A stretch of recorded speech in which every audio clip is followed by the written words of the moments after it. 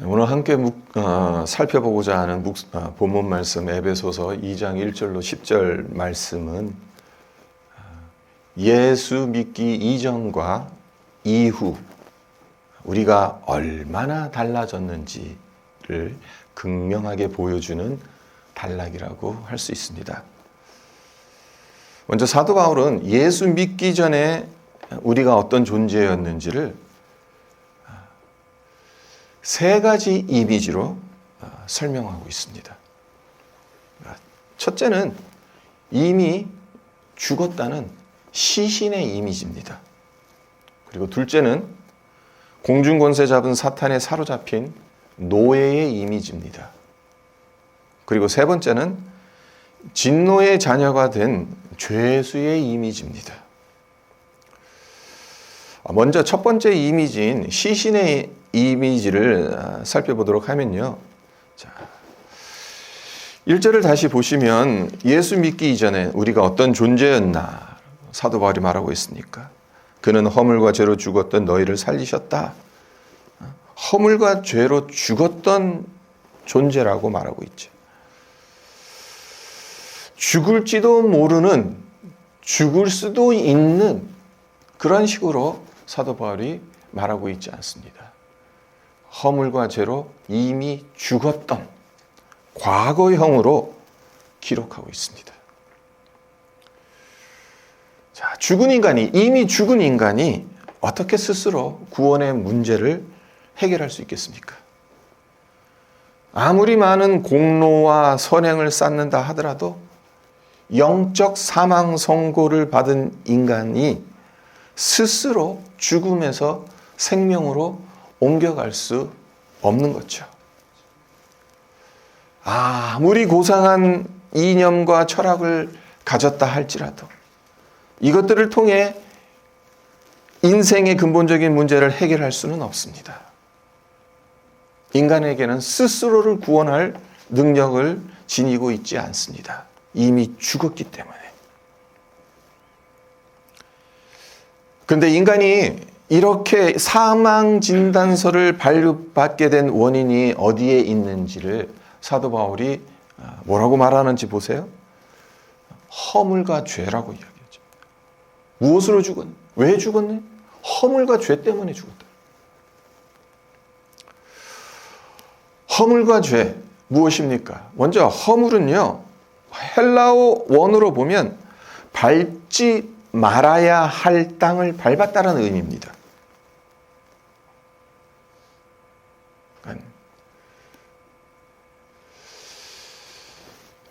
밟지 말아야 할 땅. 아니야, 우리가 한반도가 남한과 북한으로 갈라져 있단 말이에요. 근데 군사 경계선, 판문점에 가면 군사 경계선 그거 있죠. 거기 그거만 넘어가면 어떻게 됩니까? 그 선만 넘어가면 국가보안법에 따라서 대한민국의 죄인이 되는 겁니다. 밟지 말아야 할 땅을 밟는 것. 그것이 허물이 가진 문자적인 의미입니다. 결국 허물은 하지 말아야 할 생각을 한다는 거예요. 하지 말아야 할 말을 하는 거고요. 보지 말아야 하는 것을 보는 것이고요. 가지 말아야 하는 곳에 가는 거예요. 이것을 허물이라고 합니다. 그와 반면 죄는 무엇인가 하면요. 명중시켜야 할 관역이 있는데 화살이 관역이 아닌 엉뚱한 곳에 날아가 버리는 거예요. 이것을 죄라고 성경은 정의합니다. 그러니까 관역에서 벗어난 것. 달리 말해서 하나님의 마음에서 벗어난 것이죠. 그러니까 그것이 생각이 되었던 행동이 되었던 죄라는 것입니다. 그러니까 이것은 하나님께서 명하신 것을 하지 않는 것입니다. 하나님께서 하라고 했는데 엉뚱한 데다 하나님의 관역이 여기 있는데 거기다 맞춰야 되는데 거기에다 화살을 쏘지 않고 엉뚱한 데도 화살을 쏘고. 그러니까 간단하게 말씀드리자면 허물은 하지 말라고 하나님께서 명하신 것을 내 마음대로 하는 것이고요. 죄는 하라고 명하신 것을 내가 싫다고 하지 않는 것입니다. 그런 차이점이 있는 거죠. 그러니까 뭔가를 해도 죄가 되는 거고 뭔가를 하지 않아도 결국엔 죄가 되는 거예요. 죄와 허물, 이 두 가지에서 자유로울 사람이 이 세상에 존재하겠습니까? 없습니다. 타락한 이후 인간에게 내재하는 이 본성은 죄와 허물에 꽁꽁 묶여 있다고 보면 됩니다. 하지 말아야 할 것은 어떻게 해서라도 하려고 하고 해야 할 것은 엉뚱하게 하지 않아. 마치 청개구리 같은 속성이 우리가 태어날 때부터 내재되어져 있어요. 그래서 그 결과 이 지구상의 모든 인간은 죽을지도 모르는 존재가 아닌 이미 죽은 존재라는 겁니다. 죽은 시신의 이미지, 그것이 예수 믿기 이전의 우리 모습이었다. 그리고 두 번째 이미지가 뭡니까? 노예의 이미지입니다.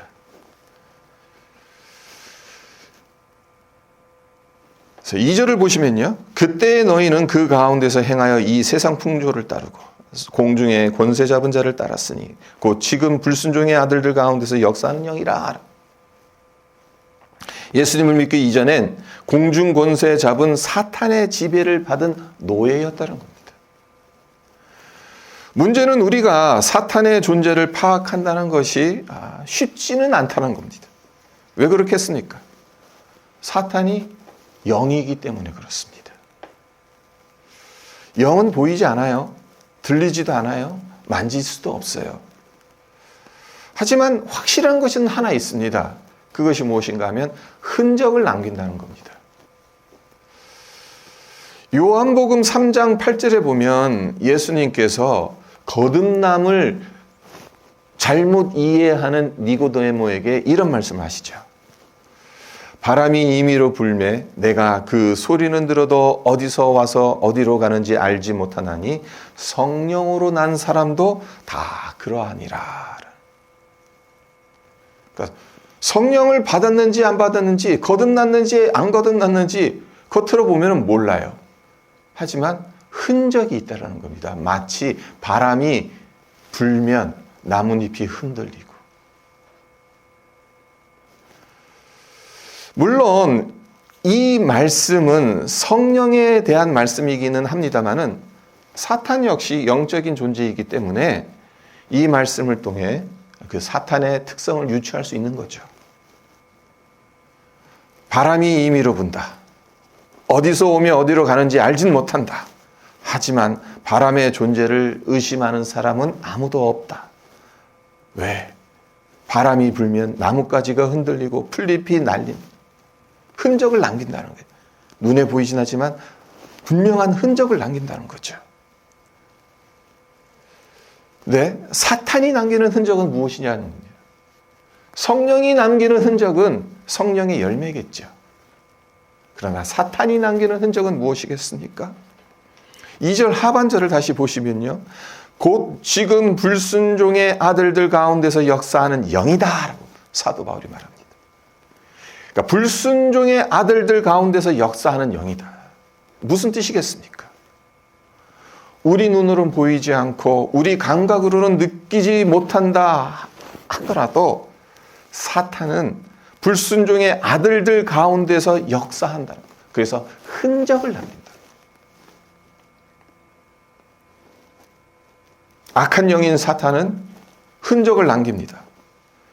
사람들이 하나님을 따르지 못하도록, 하나님의 말씀을 배척하도록, 하나님을 부인하도록, 하나님을 거역하게끔 하는 것.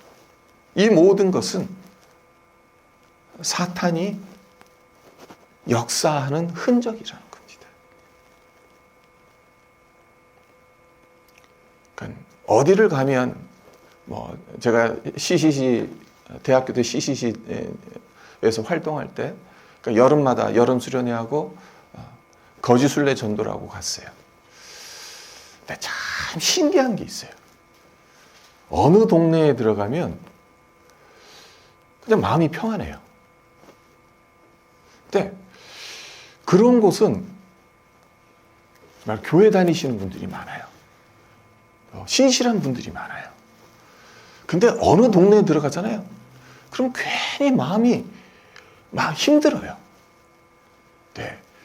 교회가 세워져 있지도 않거나 교회가 세워져 있다 하더라도 상당히 힘든. 그러니까 성령이 역사하시지 않고 악한 영들이 역사하는 곳에 하나님 믿는 것을 자꾸 힘들게 만드는 거죠. 복음 전하는 것을 자꾸 배척하게끔 하는 거죠. 그런 흔적이 있는 겁니다. 모든 생명은 하나님으로부터 왔죠. 한없는 사랑과 은혜로 하나님께서 지으셨고 돌보아 주셨습니다. 어느 한 생명도 결코 소홀히 여기시는 분이 아니잖아요. 하나님은. 그렇기 때문에 우리 인간은 당연히 하나님께 감사해야 하고 하나님의 뜻을 따라야. 그런데 얼마나 많은 사람들이 의도적으로 하나님을 거역합니까? 하나님께 불순종합니까? 이 모든 것들이 공중권세 잡은 사탄이 이 세상에서 역사하는 흔적이라는 것입니다.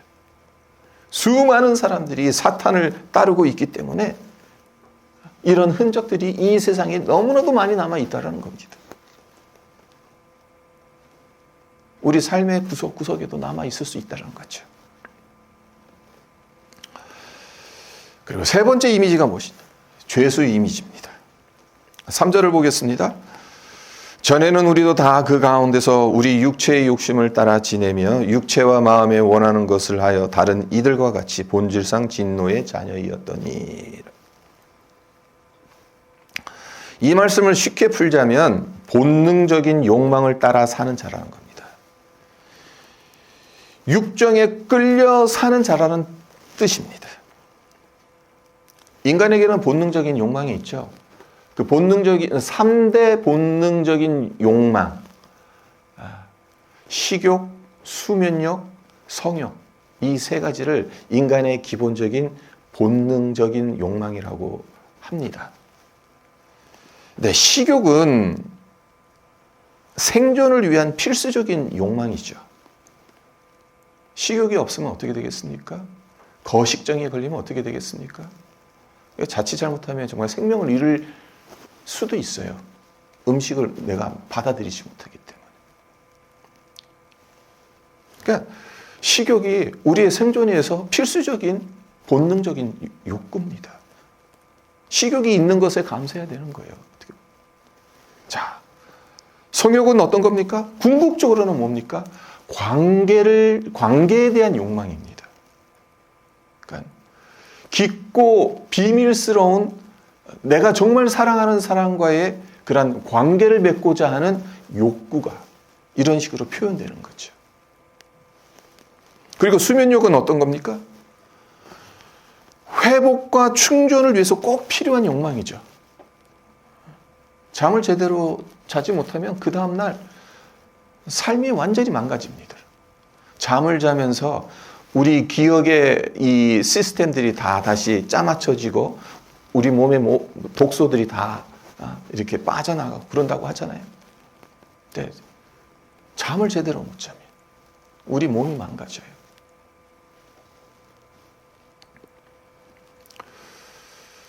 자, 이렇게 우리 생존과 삶에 꼭 필요한 이 욕망들인데 왜 이런 욕망들이 문제가 되냐는 겁니다. 그 이유는 욕망의 노예가 되기 때문에 그렇습니다. 하나님께서 우리 인간을 영적인 존재로 창조하셨을 때 우리에게 어떤 능력을 주셨냐 하면요. 육체의 욕망을 제어할 수 있는 능력을 주셨습니다.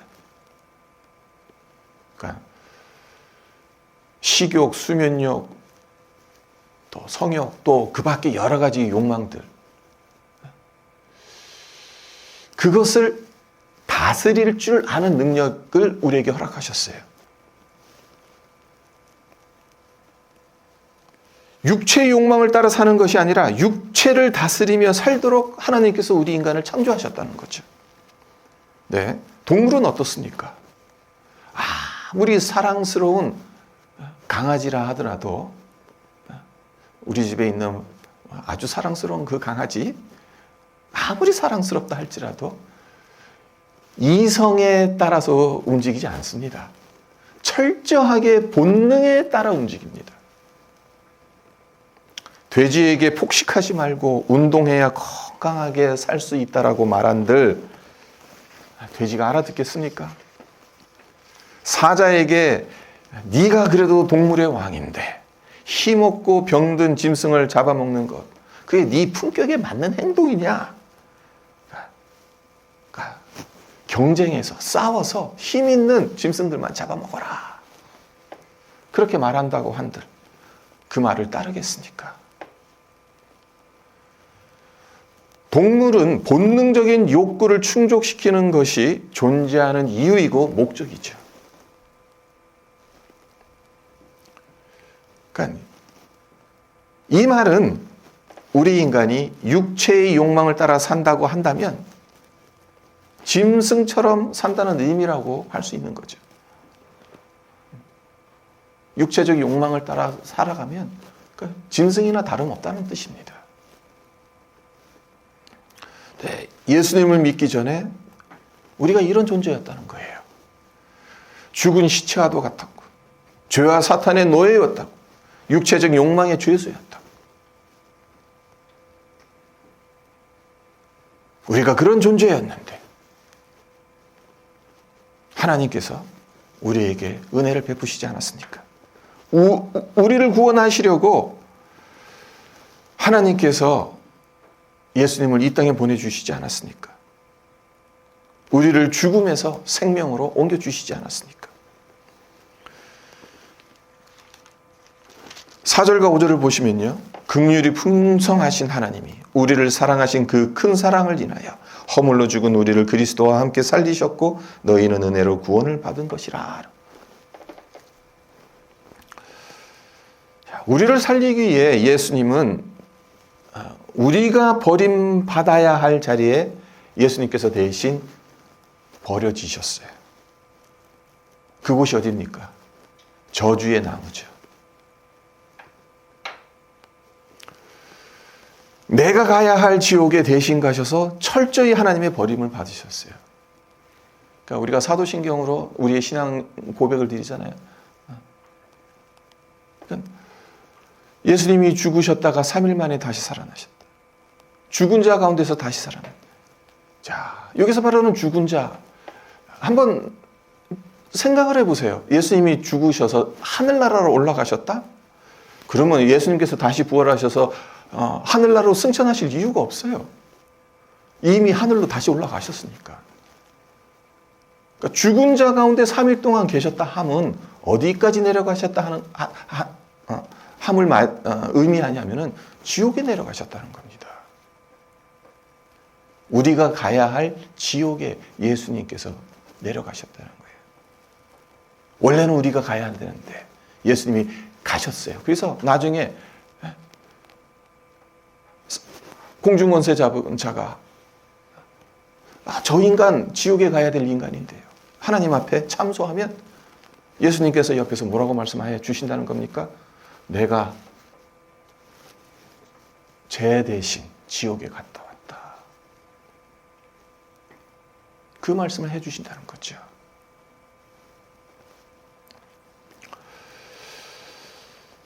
지옥이 어떤 곳이겠습니까? 단순히 영원한 벌을 받는 곳이겠습니까? 아니죠. 하나님과의 관계가 회복될 그 어떤 가능성도 없는 하나님으로부터 완전히 버림받은 곳이에요. 그러니까 예수님께서 3일 동안 기록이 없죠. 죽으시고 나서 부활하셨을 그 개 동안 어디에 계셨고 무엇을 하셨는지 구체적으로 성경에 나오질 않아요. 그러나 말씀드렸던 것처럼 지옥에 가셨다면 그 3일 동안 정말 성자 하나님이신데 성부 하나님과 철저하게 외면당하신, 철저하게 버림당하신 그곳에 가 계셨던 겁니다. 우리가 저주받도록 내버려 두실 수 없어서 당신의 독생자를 저주의 십자가에 못 박히게 하셨다는 것. 그리고 하나님이 이 사랑 때문에 죽은 시체와 사탄의 노예, 욕망의 죄수였던 우리가 구원받은 하나님의 자녀가 될 수 있었다는 거죠.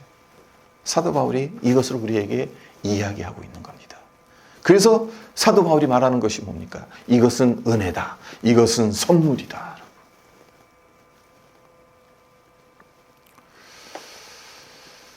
그렇다면 하나님께서 우리를 이토록 사랑하시는 이유가 무엇이겠습니까? 10절 상관절에 보면 그 답이 나옵니다. 우리는 그가 만드신 바라. 여기서 사도 바울이 말하는 만드신 바, 헬라어로 보면 포이에마라는 단어를 써요. 포이에마, 어디서 많이 들어본 단어 같지 않습니까? 우리말로 번역하면 시라고 하는 포엠. 거기서 나온 거예요. 포이에마. 그러니까 POEMA예요. 그러니까 영어식 스펠링으로 하면. 그러니까 거기서 A만 빠진 거예요. 그러니까 시란 거죠.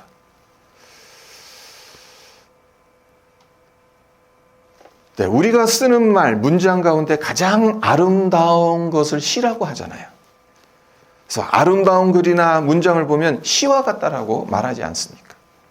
그러니까 포이에마는 하나님께서 창조하신 것들 중 가장 아름다운 것을 가리킬 때 쓰는 단어입니다.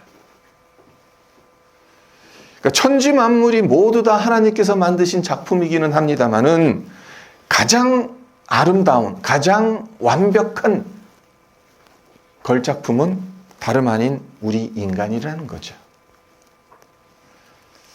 네, 이와 관련된 재미난 유머가 있어서 제가 소개해 드릴게요. 그러니까 이제 자동차가 이제 막 발명되어지고 그래서 이제 특수 계층들만 자동차를 타고 다니는, 그러니까 도로에 뭐 거의 자동차가 다니지 않았던 시대에 이태리 로마에 있었던 일이라고 합니다. 네, 교황이 자동차 운전기사에게 틈나는 대로 운전을 배웁니다. 네, 그리고 드디어 운전을 할 수 있을 정도의 실력이 됐어요. 자기 운전 실력이 어느 정도인지를 확인해 보고 싶어서 운전기사를 뒷자리에 앉히고는 직접 도로 주행을 나갑니다. 근데 운전이 아직 서툴렀던지 아니면 교통법규를 잘 몰랐던지 그만 교통 위반을 하게 됩니다. 이걸 발견한 교통경찰이 자동차를 세웁니다. 교황이 운전석에 앉아 있는 거예요. 그걸 보고 깜짝 놀라요.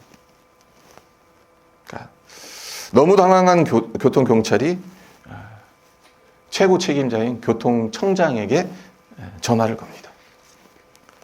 너무 귀한 분의 자동차가 교통 위반을 범했는데 어떻게 처리해야 할지 나로서는 결정을 내릴 수 없으니까 대신 경찰청장이 결정해 줄 것을 요청합니다. 그래서 경찰청장이 묻습니다. 누가 탔는데 또 시장이야? 아닙니다. 그보다 높은 분입니다. 그럼 주지사야? 주지사님도 아닙니다. 그보다 더 높은 분입니다. 그럼 대통령이야? 대통령님도 아닙니다. 그렇다면 도대체 누구야? 그러자 교통경찰이 이렇게 대답합니다. 교황님을 운전사로 두신 분인 것 같습니다. 이해되시죠? 그러니까 운전석에 앉아있는 분이 교황이라는 것은 알겠는데 그 뒤에 앉아있는 사람은 도대체 누구인지를 모르겠어요. 네. 교황이 운전해 줄 만큼 그 뒤에 앉아있는 사람은 상당히 높은 사람이겠다 생각을 한 거죠. 당연히 웃자고 만들어낸 이야기겠습니다만은 우리가 실제로 그런 존재이지 않습니까? 왜 그렇습니까? 하나님을 우리 인생의 운전사로 두고 살고 있으니까 그런 거죠. 우리가 그렇게 말하잖아요. 우리 인생의 항해, 그 운전을 하나님께서 해주시기를.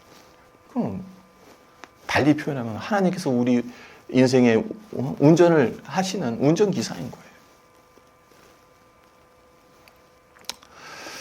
그렇습니다. 우리 한 사람 한 사람은 소중하고 존귀한 존재입니다. 예전엔 죽은 시신이었고 사탄의 노예였고 욕망의 죄수였었지만 이제는 천군 천사들이 시중드는 귀한 하나님의 자녀들입니다. 말씀을 맺겠습니다. 하나님의 형상으로 지음받은 우리는 하나님의 걸작품이라고 했어요. 포이에마라고 했어요. 그러나 아담의 불순종으로 죄가 이 세상에 들어온 이후 어떻게 되었습니까? 허물과 죄로 죽은 존재로 전락했죠. 사탄의 지배를 받는 노예가 되었습니다. 육체의 욕망을 다스리지 못하고 도리어 욕망의 지배를 받는 죄수가 되었습니다. 네, 예수님의 대속적 죽으심은 이런 우리를 다시 하나님의 걸작품으로 회복시켜 주시는 것이다 라고 볼 수 있는 겁니다. 그러니까 우리가 신분이 정말 왔다 갔다 한 거예요. 처음에 죄 짓기 전에 최고의 걸작품이었는데 죄를 짓고 나서는 진짜 시신과도 같고 노예가도 같고 죄수와도 같고 완전 신분이 급격하게 떨어진 거죠. 네. 예수님께서 우리를 대신해서 십자가에 못 박혀 죽으심으로 원래의 상태, 걸작품의 상태로 다시 회복시켜 주셨다는 거죠.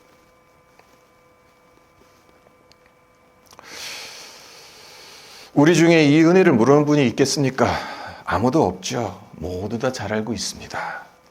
근데 중요한 건 아는 것에서 머무는 것이 아니죠. 이 은혜를 날마다 경험하고 누리는 것이겠죠.